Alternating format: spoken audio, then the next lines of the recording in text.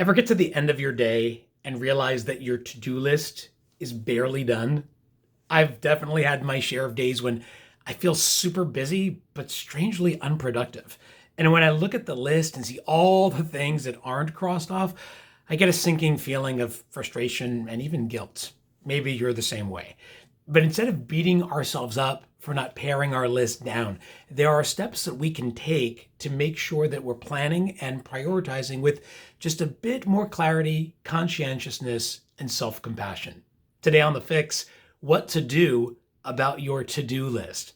The first thing to remember is there's a big difference between undone and unfulfilled.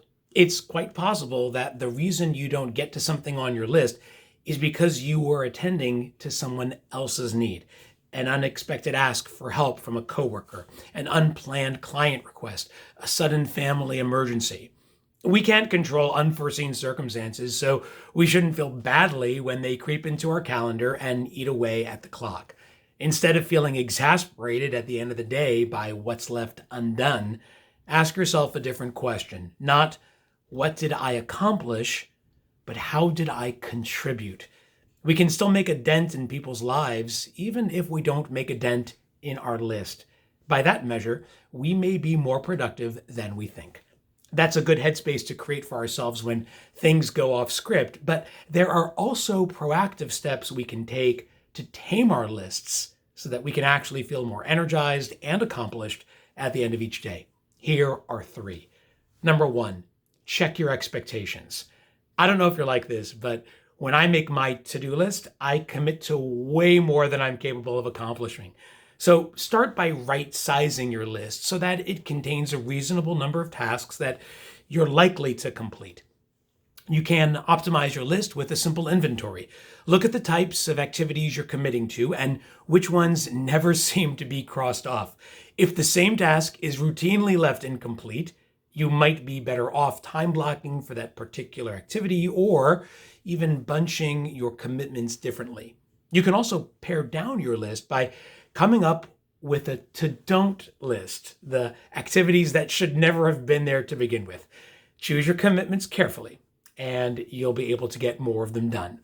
Number two, pay attention to your intentions.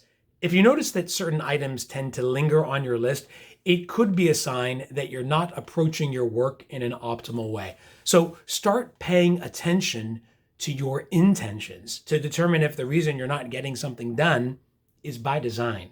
Do you know where to start? Is the task too difficult? Would you be better off breaking big tasks into smaller chunks? Is there a better time in the day to do them? Once you know which things are getting in the way, you'll be in a better position to get things done. And finally, number three, enlist support from others. Despite our best efforts, there is still a limit to how much we can do on our own. So try thinking of your to-do list as a to-do together list and find partners to help you move items into the completed column. This doesn't mean asking others to do the job for you. You definitely don't want to add to someone else's list.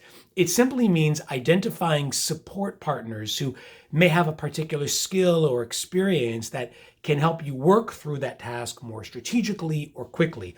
They may have some insight or tip or resource that can save you time and energy. By being selective about who you ask for support, you may also discover some unexpected collaborations down the road, or at the very least, be in a position to offer yourself as a resource should others want to tap your experience or expertise at some later time.